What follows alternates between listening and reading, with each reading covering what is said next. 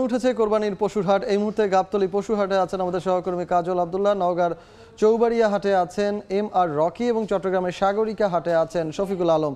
সরাসরি চলে যাব তাদের কাছে। প্রথমেই যাচ্ছি কাজলের কাছে। কাজল, গাবতলী পশুরহাট শুক্রবার ছুটির দিন সকাল, এখন কিন্তু দুপুর প্রায় হাতে গোনা। সেক্ষেত্রে দুপুরের মধ্যে কিন্তু আমরা দেখছি যে ক্রেতার সমাগম যত সময় যাচ্ছে ছুটির দিন ততই কিন্তু বাড়ছে।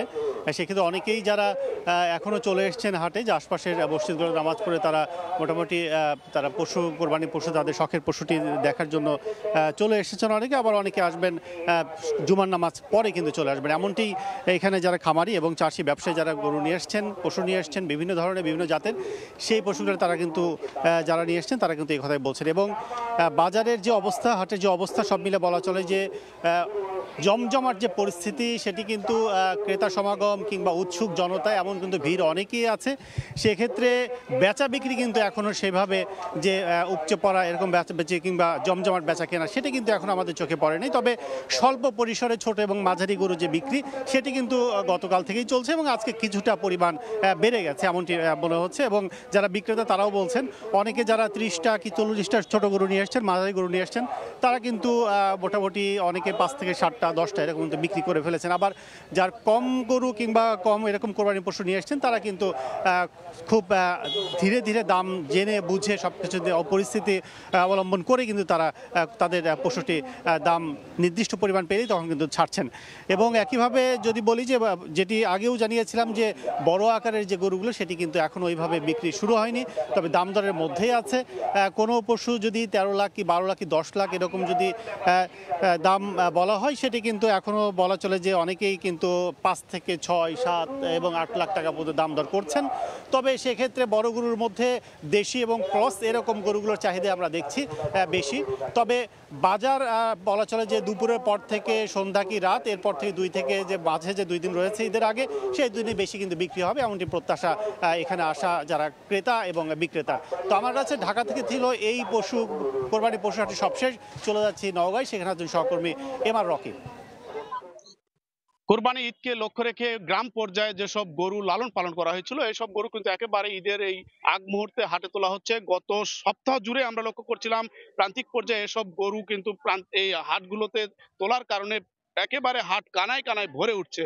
এবং এই হাটগুলোতে যে পরিমাণ গরু আসছে, গরুর ব্যাপারীদের প্রথম পর্যায়ে কিন্তু উপস্থিতি কম ছিল, তবে এই গত কয়েকদিনের ব্যবধানে ব্যাপারী, ক্রেতা, বিক্রেতার সরব উপস্থিতি কিন্তু এই হাটগুলোতে লক্ষ্য করা যাচ্ছে। এবং আজকে আমরা যে হাটটিতে রয়েছি, নওগাঁর উল্লেখযোগ্য একটি বড় পশুর হাট চৌবাড়িয়া হাট। এই হাটে সকাল থেকে কিন্তু স্থানীয় যে সব খামারি তাদের এই গরুগুলো হাটে তুলেছেন এবং হাটে তোলার গরুর সর্বোচ্চ পরিমাণে দেখছিলাম 5 মণ থেকে 10 মণ ওজনের গরু কিন্তু এই হাটে তোলা হয়েছে। এবং ক্রেতা বিক্রেতারা এই মুহূর্তে আসলে দর হাঁকাহাঁকি করছেন।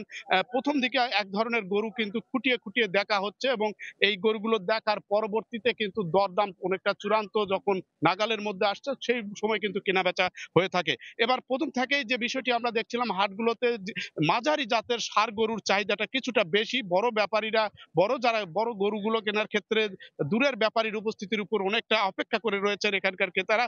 তবে দূরের ব্যাপারী যখন আসছে তখন কিন্তু এই বড় গরুগুলো বেশ করে 1.5 লাখ টাকা 2 লাখ টাকা দামের গরুগুলো কিন্তু তখন দরদাম হাঁকিয়ে কেনা বেচা হচ্ছে। তবে জেলার এই প্রান্তিক পর্যায়ে হাটগুলোতে এবার কিন্তু গরুর উপস্থিতি, বিভিন্ন জাতের পশুর উপস্থিতি সার্বিক কিন্তু অনেক বেশি। এবং আমাদের নওগাঁ জেলা প্রাণী সম্পদ বিভাগের অধিদপ্তর থেকে জানানো হয়েছে এবার এ জেলায় 7,50,000 পশু কিন্তু লালন পালন করা হয়েছে শুধুমাত্র কুরবানিকে ঘিরেই। এবং যার মধ্যে কিন্তু অতিরিক্ত প্রায় 50,000 এবার কিন্তু এই কুরবানি ঈদকে এ জেলায় এবার কিন্তু প্রতিপালন করা হয়েছে। গরু লালন পালনের ক্ষেত্রে বাড়তি কিন্তু যত্ন, বাড়তি গোখাদ্যের কথা বলা হচ্ছে এবং এই গোখাদ্যের কারণে দরের জায়গাটা এবার কিছুটা বেশি হাঁকছেন ব্যাপারীরা। তবে ক্রেতারা বলছেন দরদাম হাঁকিয়ে নিতে পারলে তবেই তারা অনেকটা তুষ্ট হচ্ছেন। আমরা গরুর আরো খবর জানবো। চট্টগ্রামে রয়েছেন আমাদের সহকর্মী শফিকুল ইসলাম, সেখানকার সার্বিক গরু বেচা কেনার খবর জানাবেন। আজকে ছুটির দিন, সেক্ষেত্রে কিন্তু মোটামুটি আমরা সকাল থেকে যেটি দেখছি কিছু কিছু গরু তা পশু বেচা কেনা হচ্ছে। যেহেতু আজকে ছুটির দিন, আগামীকাল শনিবারও 2 দিন ছুটির দিন থাকবে, সেক্ষেত্রে চট্টগ্রামে যে বাজারগুলো রয়েছে, বিশেষ করে আমি এখন মা বাগিনার বাজার রয়েছে, যে সেই বাজারে মোটামুটি মানুষের ভিড় আমরা দেখতে পাচ্ছি। আপনারা হয়তো দেখতে পাচ্ছেন মানুষ এখানে আসছে এবং যারা আসছেন তারা কিন্তু গরু আজকে কিনে নিচ্ছে এবং আগামীকাল যেহেতু 2 দিন সময় 3 দিন, আজকে যেহেতু ছুটির দিন, সেক্ষেত্রে গ্রাহকদেরও আমরা যারা কাস্টমার আছে যারা গরু কিনবেন সেরকম মানুষের ভিড় আমরা দেখতে পাচ্ছি। তো চট্টগ্রামে যেই স্থায়ী 3টি ছাড়া অস্থায়ী মোট 12টি হাট রয়েছে, সেই হাটে কিন্তু আজকে থেকে বলা যায় পুরোদমে কিন্তু গরু বেচা কেনা শুরু হয়েছে এবং আমরা এখানে যারা কিনবে তারা কিন্তু এখানে এসেছেন, অর্থাৎ গরু যারা কিনবেন তারা, অর্থাৎ যারা কোরবানি দিবেন সেরকম মানুষের ভিড় আমরা লক্ষ্য করছি এবং মানুষ এখানে আসছে। এই বাজারে সবচেয়ে বড় যে গরুগুলো রয়েছে আপনি হয়তো দেখতে পাচ্ছেন, সেই বড় গরুকে এখানে আনা হয়েছে এবং সেই বড় গরুগুলো বেচা কেনা বেশ কয়েকটি হয়েছে সেরকম আমরা দেখতে পাচ্ছি। সব কিছু মিলিয়ে যেটি বলতে পারে আচ্ছা সময় যতই আসছে তত কিন্তু গরু বেচা কেনা হচ্ছে। চট্টগ্রাম বাজারগুলোতেও কিন্তু গরুর বেচা কেনা আমরা দেখতে পাচ্ছি। তো সব কিছু মিলিয়ে এই ছিল আমার কাছে সর্বশেষ তথ্য। কোরবানির পশুর হাটের খবরাখবর জানাচ্ছিলেন আমাদের সহকর্মীরা, যেটি জানাতে গিয়ে চট্টগ্রাম থেকে শফিকুল আলম, নওগাঁ থেকে এম আর রকি এবং ঢাকা থেকে যুক্ত হয়েছিলেন সহকর্মী কাজল আব্দুল্লাহ।